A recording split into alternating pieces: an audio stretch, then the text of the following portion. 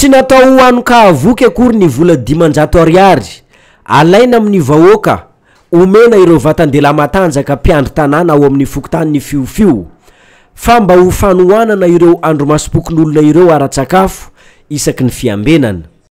Misy ihany koa ny fandraisana anjara ho an'ny vahoaka tsirairay le vola 500 ariary. Atao hoe tsy mahavita ninina ny 500 ariary izy ny filazany sasany fa 500 ariary zay solony kafe sy dité fa tsy natao hoan'ny kahavoky izy io fa solony dité sy kafe ho andreo mpiambina ireo. Eto zay dia mbola miteny hoe tsy maintsy izy aho manao andromasom-pokon'olona isika mba hirovantsika ny fananatsika sy ny vahoaka ato anatiny koa entana sika rehetra samy anao ny didiny ary oza hoe ny ratsy antsika lalana koa samy mailo ihany satria io mo olombelona samana fisainana. Zay ngamba mikasika ny andromasom-pokon'olona ato ary amin'izao fotoana zao dia isaon'Andriamanitra fa tsy dia misy tsony ny vakitrano sy mpanendaka atrano zay nanaovanay zay andromasom-pokon'olona zay tato anatin'ny fokontany fiofio.